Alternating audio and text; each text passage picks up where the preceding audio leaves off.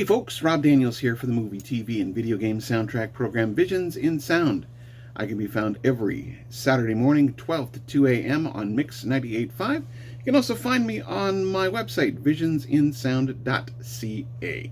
And with me, as usual, is Gimli. How you doing there, buddy cat?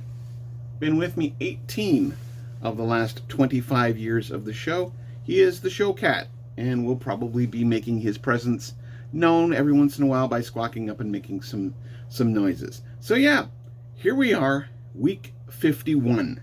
And I want to make a little correction. Last week on the show, I said that the 25th anniversary was on the 25th of June. I was wrong. I made a mistake. It's actually on the 7th of June 2025. So there's that. So yeah, getting comfy, buddy? Good. All right, speaking of getting comfy, you might as well get comfy. This one's going to be a bit of a long one. So for week 51, I decided to go with something a little bit more closer to my heart. And, well, not like my heart is underneath the Gimli, but you get the point. Closer to my heart. And that is the 1995 game, The Dig. And to set things into perspective, I'll need to go back a little bit. And that goes back to probably the mid-80s, where, well, actually, you can go back further. We can go back to Star Wars, back to 1977. And the fact that there was, in fact, an arcade game that came out. I talked about this in my Force Unleashed video. So we talked a little bit about that. So there was the arcade game. There was a couple of games for Atari 2600. But then we got into computer games. And my computer was the Commodore 64. And there was a lot of games coming out for that at that time. Even during what they call the crash, the video game crash, which I honestly don't believe that any of the home computer market people had any problems with. The video game crash, they talk about the NES saving, and it's going to be an unpopular opinion, but I don't think the NES saved the video game industry. I think it was a combination of the home computer market and the NES, but it wasn't the NES alone, which a lot of people will tell you that is the case. So that's not. So flash forward a few years, and we're talking about maybe I'm not sure when, but it was the 80s, and all of a sudden a game company comes out with two interesting games. One I believe called Ball Blazer, and the other one was Rescue on Fractalis. And this was from a company called Lucasfilm Games. So Lucasfilm was getting into the home computer games market. Okay, so jump ahead a couple of years. My Commodore 64, around the 90s, is starting to show its age. The games are not coming out as fast and frequently as they used to, though Commodore 64 games are still being made, just so you know, in that case. So let's go up to when Lucasfilm Games becomes LucasArts and starts releasing a whole bunch of different games in the point-and-click genre. And if you are part of the point-and-click genre, or if you are aware of the point-and-click genre, it kind of has its roots back in the type-in adventures. And the first kind of point-and-click was Maniac Mansion, going way, way back, I think to the 80s. So that was kind of the first one. But then, of course, it kind of took off a little bit after that, when it was found that the whole idea of the game engines could play. People were finding that kind of having an open adventure was kind of interesting. So there's that. So now you flash forward a couple of years, and like I said, my Commodore 64 has seen better days. We're into the 90s, and in this case, there's a whole bunch of different LucasArts games coming out, mainly Star Wars games, though, like you had stuff like Rebel Assault 2. You had a couple of Star Wars games that have come out, and like I said, I've talked about Dark Forces, which came out in 95, and I've talked about, like I said, Rebel Assault 2, a couple of different various games in and around. So in any case, we're now stepping into the 1990s, and like I said, there was games from Lucasfilm, LucasArts, called Loom. Then, of course, there was Indiana Jones and the Fate of Atlantis from 1992.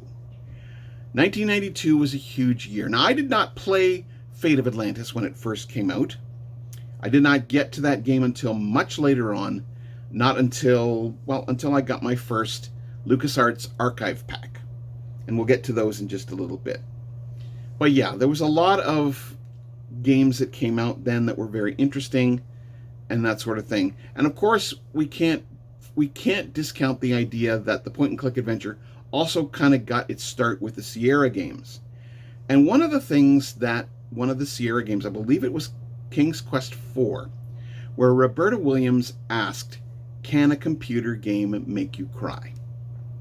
And there was that sort of thing. So this is where I'm going to start with this, because this was the kind of and I may eventually get to this, where I'm going to be working on a Dig documentary, but this is my jumping off point.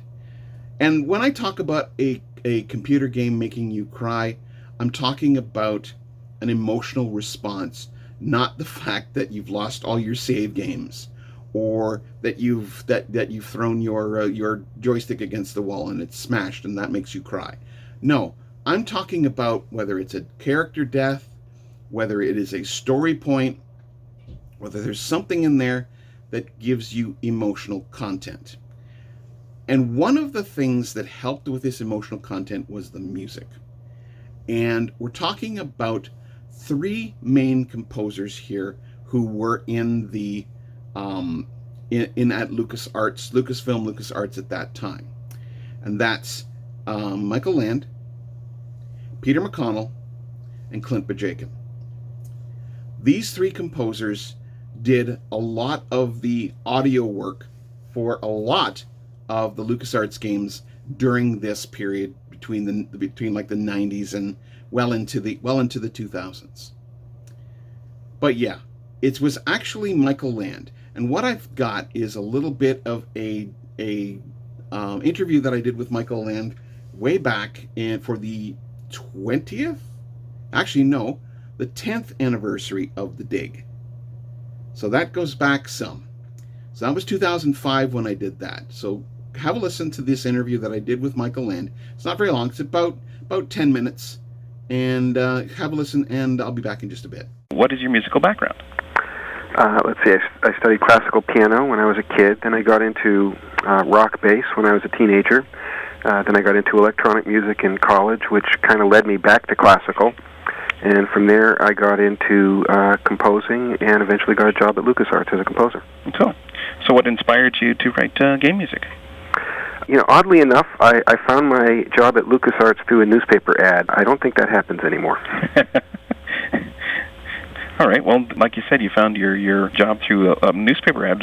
Was that the only way you came to LucasArts? Or was well, it was actually a pretty great fit overall, because I had been doing composition and a lot of technical and electronic and computer stuff, and I hadn't yet had a chance to put the two together. And so, you know, while I got the job randomly, it actually sort of seemed to fit in terms of my larger trajectory in a really good way. Okay, so what's the first thing you do when you begin to write a game score?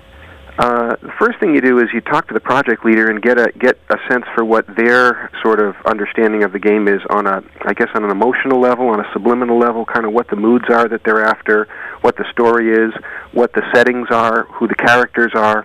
You know, the basics that you might do in a film, except you also do one additional thing, which is you ask, how do all the rooms connect up to each other? Because that's important too. So how did you become involved with the game, The Dig? Boy, I think I became involved with it the day I started at LucasArts in 1990, because at that point it had been in production for about a year already. That game was in production for so long. So with something like that, you don't ever become involved with it. You just are. Yeah, there were 3 different versions, if I recall correctly. Yeah. At one point, which like were you scoring for one and then you had to change to the other, or how did that work? I think by the second to last version was when I actually started scoring, and I think that was Brian Moriarty's version. And then, when Sean took over, it became the real thing. Mm-hmm. So how closely did you work with Sean Clark? Did he he say to you, just go and compose, or how did that work with him? It was great. I got a lot of sort of emotional and sort of kind of guidance from him in terms of the moods and stuff. But he more or less let me just, craft the pieces the way I went about doing it. So he didn't give me a lot of detailed feedback, but he gave me a lot of good guidance. So now the Dig, the music for the Dig actually is rooted in a very an ambient style. Why was that approach taken? Well, certainly being an adventure games kind of move kind of slowly. So the stock and trade when you're scoring an adventure game is how do you make music that kind of stays out of the way but also kind of carries you along. Mm-hmm. And so, ambience is a big part of that. And then you try to pepper it up with little things that happen when certain events happen.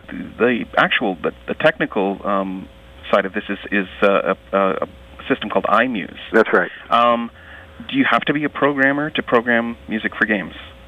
No, although there has to be a programmer somewhere in the chain. Mm-hmm. A lot of companies, what they do is they have somebody called an audio integrator, who actually is the interface between the composer and the playback technology. At LucasArts, we sort of did all of that under our hats, which is Peter McCall and I were the main designers of the iMuse system. We were also 2 of the 3 composers there. Mm-hmm. So we kind of did both, and that was great because we were able to really craft the technology according to the needs of the composer as opposed to the needs of the game programmer, which gave us a lot of flexibility in terms of being able to make the music responsive but still seem kind of organic. Okay, now the music for the Dig creates a mood. When creating the music for the Dig, what were the factors that went into creating that mood? Yeah, that's an interesting question. I've always had a real affinity and interest in chord progressions and modulations. Mm-hmm. So in the way that a lot of film scores might have a leitmotif, where there's a certain melodic riff or theme that applies to certain characters or certain situations or whatever, in the Dig a lot of that was done through, I guess, leitmotif chord progressions, where there'd be a particular 2 or 3 chord progression that would signify a certain emotion, and then those would kind of get woven in and become sort of the foundation for longer pieces and longer ambiences. Mm-hmm. Now, you did utilize some of Wagner's work. That's right, yeah. How did that come about, and was it just sort of part and parcel with what you were doing? Yeah, it fit in real organically.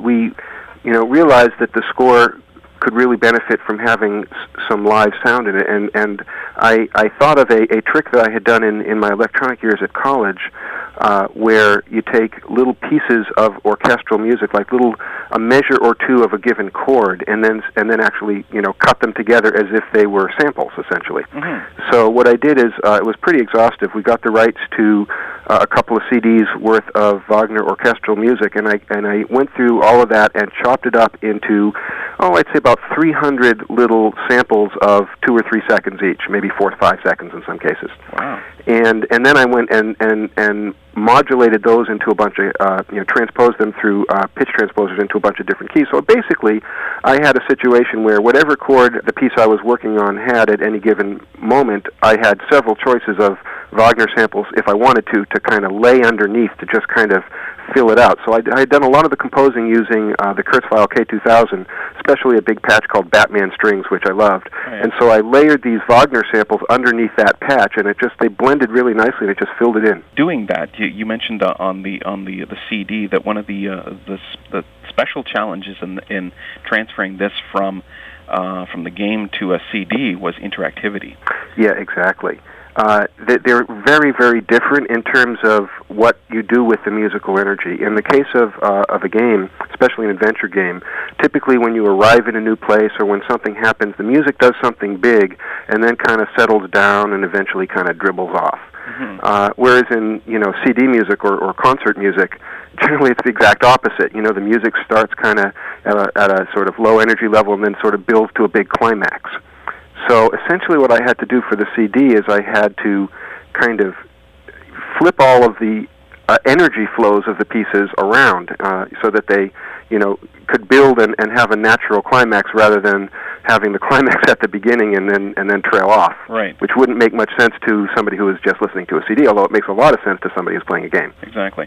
Now, the transfer to CD, you had to do a bit of extra composing. What was what more did you have to put into the composing that you didn't already? Was it that point that you were talking about, making it so that it could in fact be a little bit more listenable? I guess is maybe the word I'm looking for. Yeah, exactly. What I did is I took all of the sort of, I guess you could say, the interesting bits from about 2 hours worth of the game score. I see. And I just kind of started working with them and massaging with them and seeing what fit next to what. Because ultimately, when you're doing a CD, I thought of the CD really as about as a single 40-minute piece, even though there's like 9 tracks in it or whatever. Mm-hmm. I thought of it as something that ultimately told a story. And I wanted the story that the music told on the CD to more or less parallel the story that the game told, but it, of course, did it in a very compressed form. So it was really kind of re-architecting how the flow went, really on a second-by-second basis, but using all the material from the game. Mm-hmm. Now I realize that the process of scoring a game is different than that of a movie. Could you explain how a game is scored? Where do you get your inspiration from? Are you given a demo, or you just work from pictures, or something like that? Well, certainly the game usually is coming together as you're scoring it, so you can't really play it from beginning to end in most cases. So what you do is you get it piecemeal.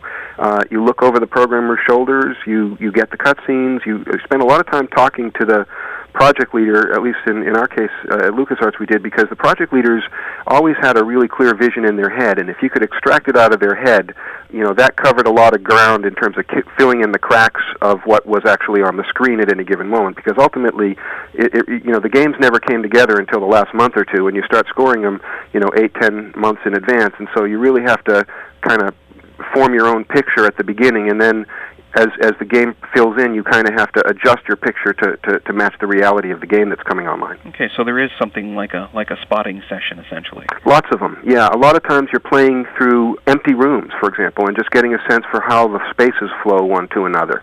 A lot of times you're seeing a lot of crazy bugs on screen and just have to ignore them. And in general, you just get as much information as you can, but it's very piecemeal and very spotty, and so you really have to just kind of accept that and work with a lot of unknowns and take your best guess as to where things are going. So whose idea was it to release The Dig as a soundtrack? Actually, that idea came from Angel Records, because LucasArts approached them about licensing some Wagner for source material, and they basically turned around and said, "Tell you what, why don't you just give us a CD of the game score when you're done, and we'll let you have the Wagner for free." Wow. So that was pretty cool. Yeah. So you've been scoring games as far back as 1990's The Secret of Monkey Island. Right. And you've seen the evolution of game music into what it is today. What do you see as the biggest advancement in game music right now? Well, obviously, the long-awaited goal of actually using live orchestras is actually starting to happen more and more. And that's something that I'd love to do someday, and pretty much anybody who's a composer of orchestral style music would love to have it done with a real orchestra, and that's finally happening. We were talking about that for years and years and years. Someday, and now we're actually seeing it. So that's pretty big. The other major evolution, of course, was at a certain point, roughly around the time of the Dig, digital music instead of MIDI music started to become common, and that really, of course, opens up all kinds of creative possibilities with live players. So just even if you're not doing a full orchestral score, just the ability to bring in live players and sweeten up MIDI tracks is a really big advantage that we have these days. Okay, now the Dig is an absolutely beautiful score. I have to say that. Well, thank you. Do you look at yourself as being sort of the pioneer of the orchestral type of score to a game? Oh, definitely not pioneer. Maybe bushwhacker might be a better term. We had to sort of work through all kinds of issues to get the digital music going. But once you get into that realm, it's the natural mode for composers who write in that style. It's just it was great to have been one of the first to be able to do it, but that train was coming through for sure. Okay. Now, I'm lucky enough to own a copy of The Dig. Now, do you think we'll ever see a re-release of The Dig music? I know it's out of print right now. Right. I have no idea. That would be great. Okay. Now, if you were to write the score for The Dig today, how would it differ from the score you wrote 10 years ago? Higher production values. I wouldn't just be using, 2 or 3 synth pads. I would really have. I'd really try to orchestrate it in a lot more sort of. I guess you'd say conventional orchestration styles with more textural changes and that kind of thing. I mean, I think the mood it creates is really good, but at the time it was like, wow, this isn't MIDI music, and in the ensuing 10 years, it's the production values have gotten a lot higher, and so I would certainly want to get up to that level. Mm-hmm. What was the feeling that you had when you first saw those pink and purple clouds and your music being heard over that? It fit. I really liked it. It was like, okay, this is working. Cool. So now, how do you think that the music for The Dig would be regarded in, let's say, 50 to 100 years from now? You mean if? That would be wonderful if it's even, if anyone's even aware of it then. Okay. Now, you're also listed as a programmer as well. What did you contribute to The Dig? The IMU system. Just the IMU system? Yeah. Okay. What does the future hold for you? Oh, good question. Love to do more composing. I'm doing some software work right now in the graphics domain, which is very interesting. Doing a lot of playing a lot of Irish guitar and some rock and roll. So just kind of keeping busy. Has there ever been a movement afoot to get it to transfer it over to an orchestra? And I know there have been concerts. People have talked about video music concerts. I think that would be a fantastic addition. I agree. I think it would translate very nicely. So hopefully someday that'll happen. The Dig is fantastic. It's been on my computer for several years. Cool. through many systems. Wow. As well as the score. I stumbled across it in a store in Toronto. I picked it up and didn't really think anything of it. I really enjoyed the game, and then it's become one of my favorite soundtracks of all time, actually. Oh, cool. Thanks. And now, if this was ever to become a movie, which it originally, from what I understand, that was the original concept. It was supposed to be like part of Spielberg's Amazing Stories. Mm-hmm. Would you be a part of the? Would you want to do a movie music? The movie music as a translation? Oh, I'd love to. That would be if that opportunity ever came up, I'd jump at it. Looking back on the 10 years between now and when the game first came out, do you have any final thoughts on what on either the future of video game music or your sort of memories of the Dig?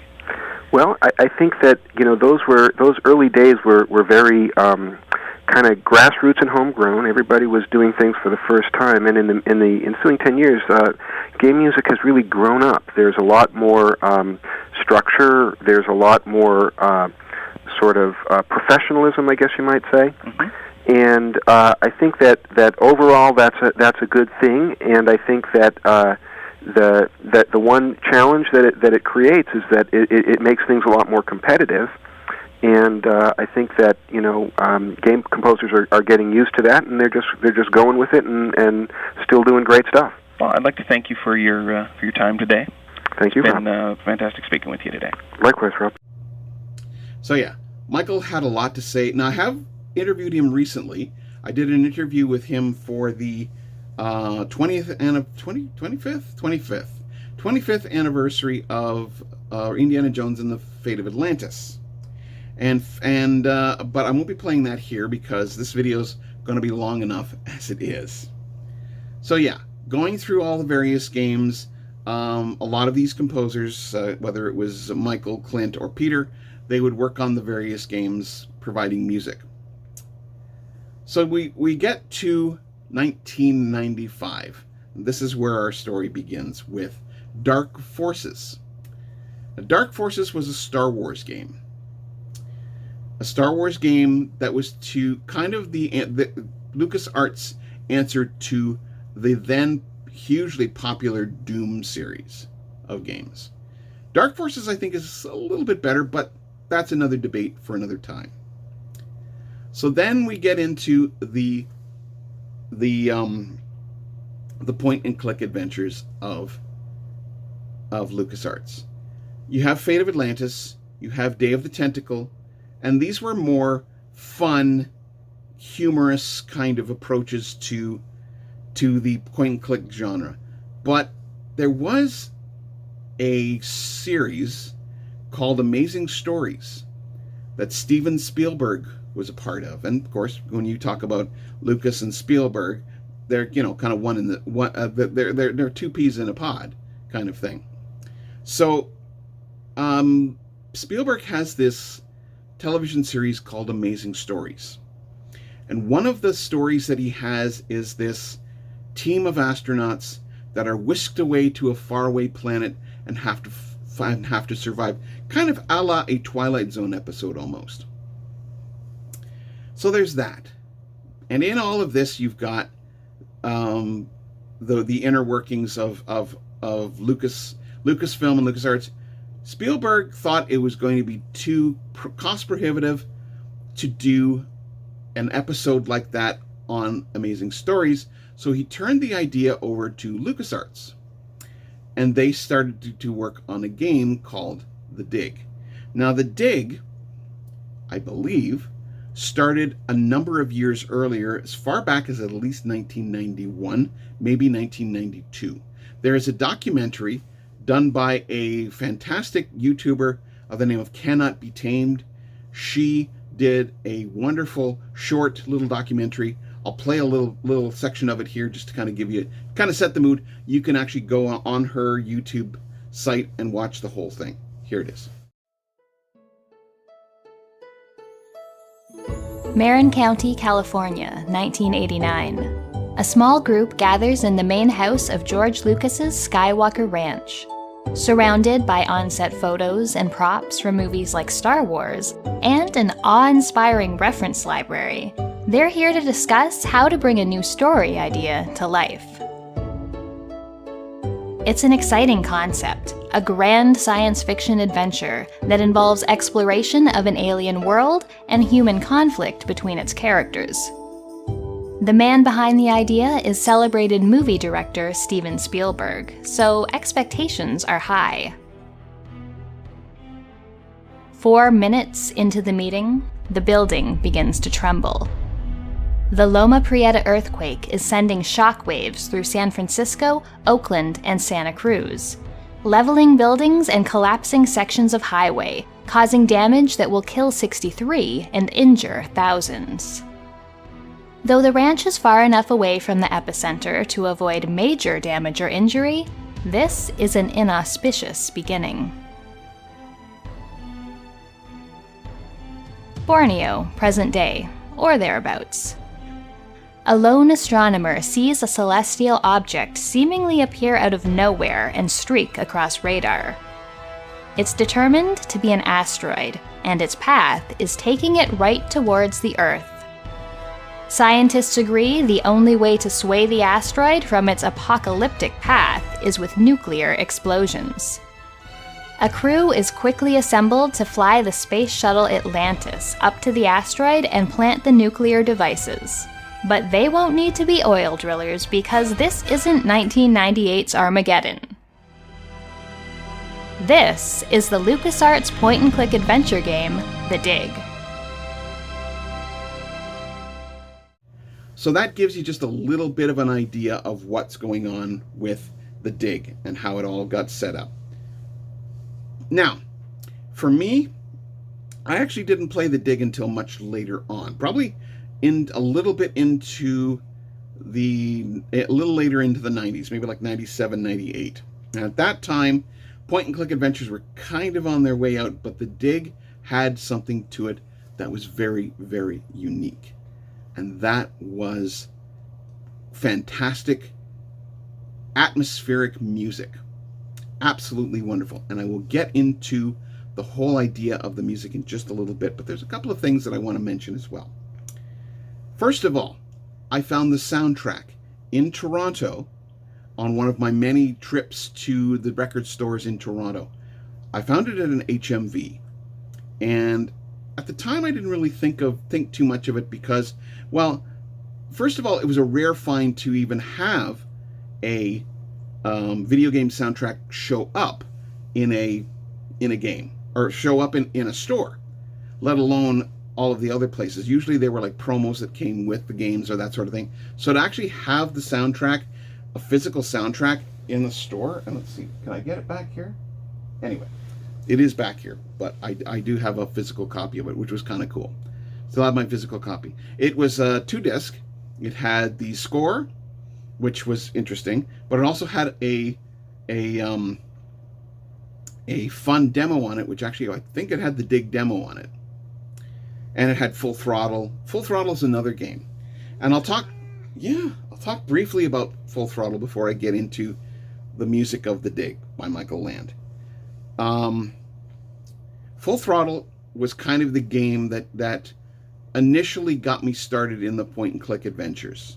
Indiana Jones and the Fate of Atlantis I picked up later, but it was Full Throttle, because Full Throttle was the second of the reviews that I did, and I played reviews before on the on this channel. I actually played 2 old reviews. One was Hexen, the other one was, oddly enough, Rebel Assault. But I did do... Are you leaving? Okay, see ya. Go take your nap, as long as you're quiet. So I played Full Throttle, and Full Throttle was one of those interesting soundtracks because it had an interesting score, but it also featured the Gone Jackals, which are truly a biker band. And they are the ones that actually, I actually sought this out. This is a rare find. I ordered it very early on a website, a sketchy website at the time, but I did end up getting a copy of this album. It's not a soundtrack, though a lot of the elements from the music appear in Full Throttle.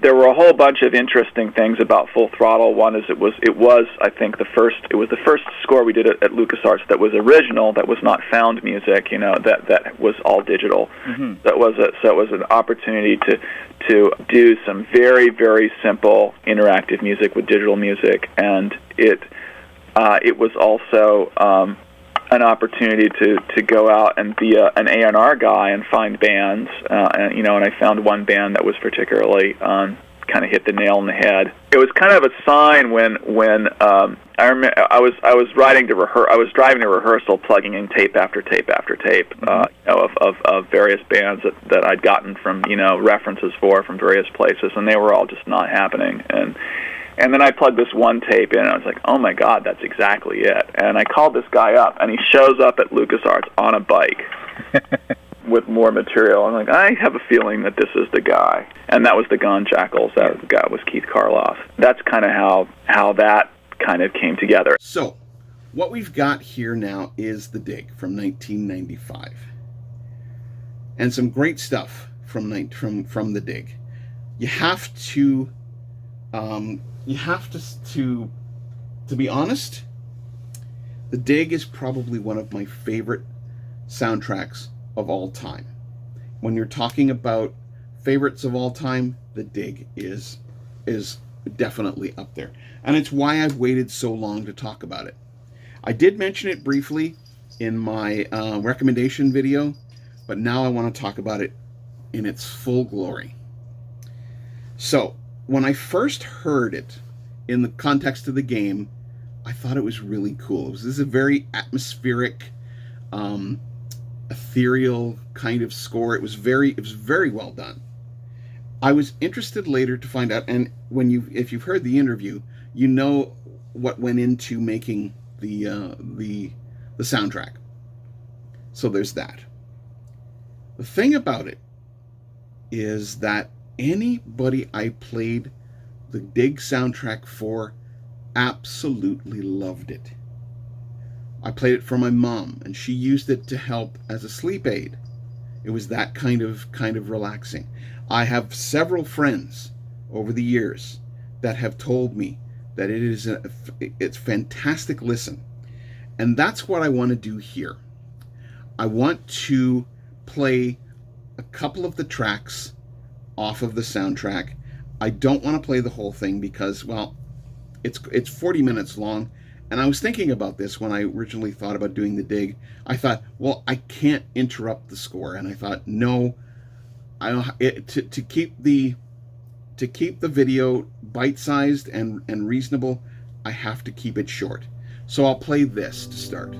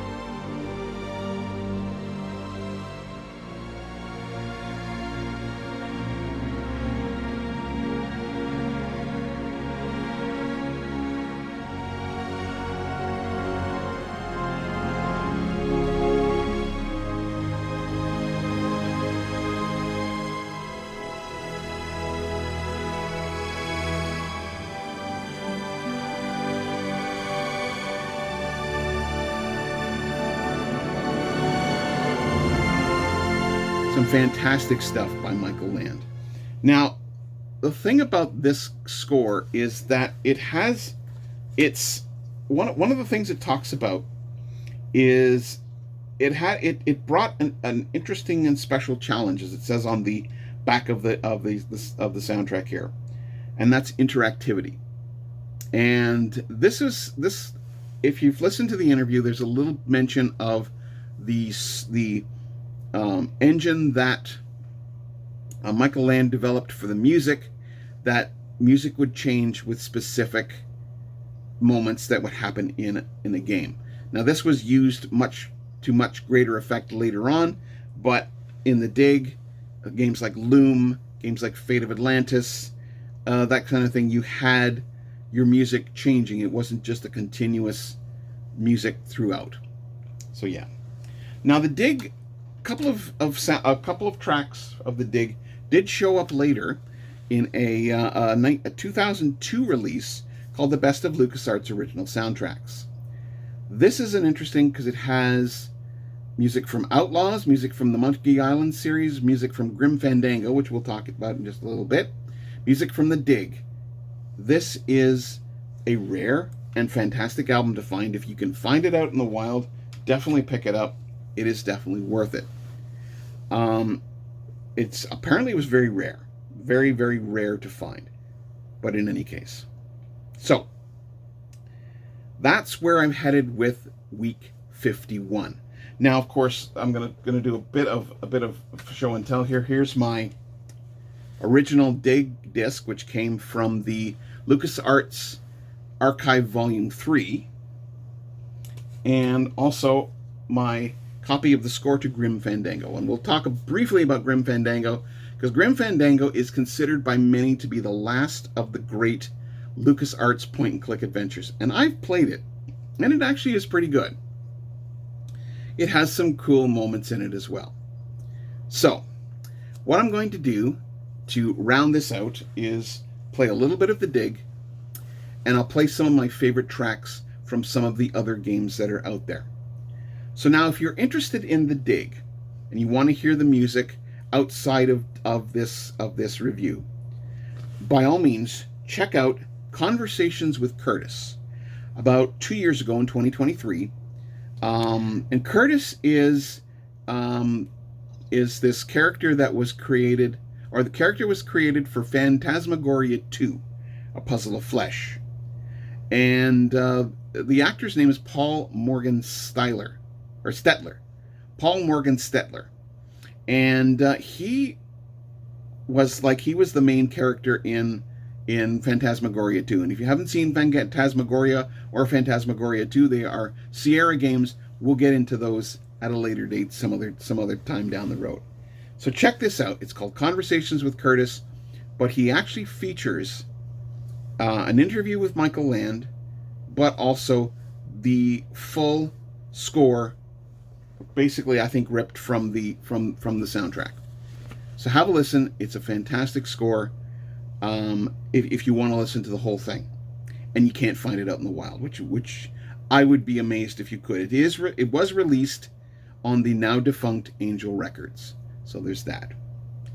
So with that in mind, Gimli, what do we usually do? Oh, he's kind of sitting back there. I don't say he's judging me, but he's very quiet. What do we usually say at this point? That's right. Like, share, and subscribe.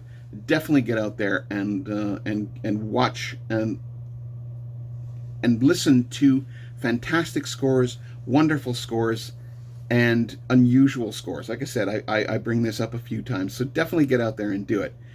If you're interested in any of the film, television, or video game music that I do play on my show, you can listen every week at 12 to 2 a.m. on Saturday morning, Mix 98.5. Or if you miss a show, which does happen, you can catch it on the website visionsinsound.ca. I'm also on Blue Sky these days at visionsinsound.bsky.social. You can also catch me on GoodPods, a downloadable app for your phone or other type devices, and I can also be found on many other podcatchers out there, including the likes of Apple Music. So I know it's weird times out there, people, and definitely get out there and get some help if you need it. For immediate help, please call 911. They'll be able to help you as much as possible. In Canada, I'm sure it's available elsewhere, but 988. Dial or text 988 for the Suicide Crisis Helpline. You can also try 1-844-HERE247 or here247.ca. They all offer ways of getting help if you or someone you know may be suffering mental health issues. So here we are on the cusp of week 52. We'll do a week 52, and then the show will be the following that following Saturday, and that will be the 7th anniversary of, or sorry, the 25th anniversary of Visions in Sound on the 7th of June. In the meantime, as I said, get out there, enjoy wonderful, interesting soundtracks. The Dig is definitely one of them. One of my favorites of all time. And like I said, if I could play the whole thing, I would. It is an absolutely gorgeous score. And what I'm going to do is when this video is over, I'll play a little bit more. I'll play the last cue of The Dig, which is actually my favorite. The name of the track is The Monument. And like I said, if you, I am a sucker for Tubular Bells and harpsichord. And Tubular Bells have a listen to this track. You'll absolutely love it. But you'll also hear stuff from Outlaws and Grim Fandango. So have yourself a great day. So I know this is a long one, so take care. Have yourself a great day. We'll talk to you soon. Bye for now.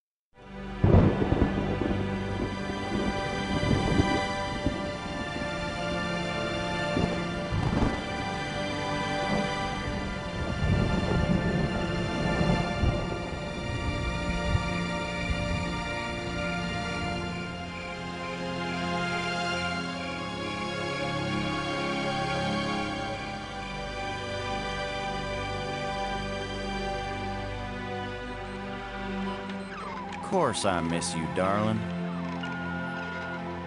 This is the loneliest place on Earth. Most exciting thing ever happens here is the day when it don't rain.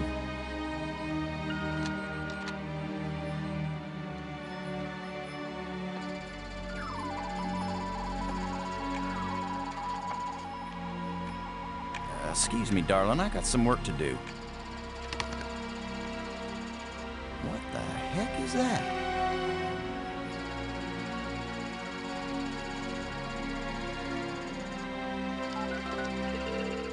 Get on in here, Pete.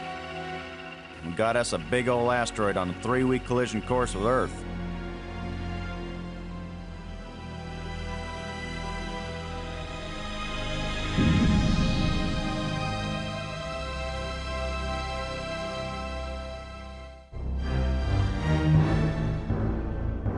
The asteroid has been named Attila, after the war leader of the Huns, who devastated Europe just before the fall of the Roman Empire.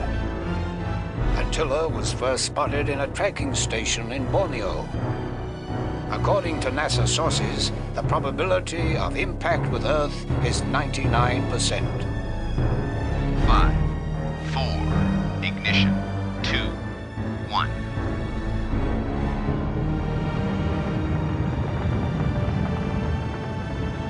The shuttle is up and away. This is not a mission the shuttle was designed for, but as Mission Commander Boston Lowe said in the press conference last night, if the shuttle is the last hope of the human race, then it'll have to do the job, won't it? Wait a minute, folks. Let me introduce the landing team. Ludger Brink is a noted geologist. He'll evaluate our data on placement of the nuclear devices. We have to be accurate. The idea isn't to blow Attila to bits. If we did, some of the pieces would certainly hit Earth with devastating effect. And now I hardly have to introduce Maggie Robbins to you. She's probably the most well-known journalist in the world. Maggie, you're famous for having once said that you never put up with censorship in any form. Now you're under NASA command. Miss Robbins is a reporter by vocation, but on this mission she's... I think I can answer the question myself, Commander Lowe. Danny, I trained for this mission, and I have work to do in laying the nuclear charges. When I come home, I'll be a reporter and tell you all about it.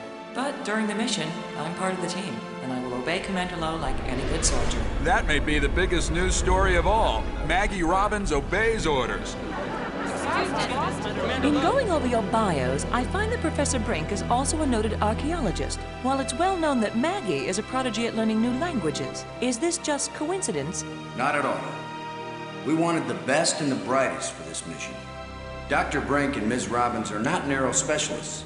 They are resourceful, widely educated, and creative thinkers. Does that apply to you too, Commander Lowe? My job is to keep everybody alive.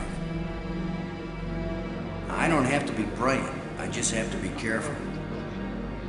The other 2 crew members will remain with the shuttle. Ken Borden is the most experienced shuttle pilot we have.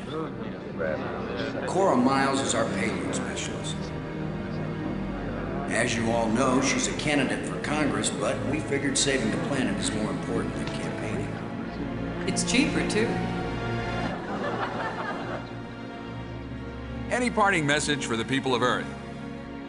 We have exactly one chance, and we've got to do it right. Let all your prayers be with us.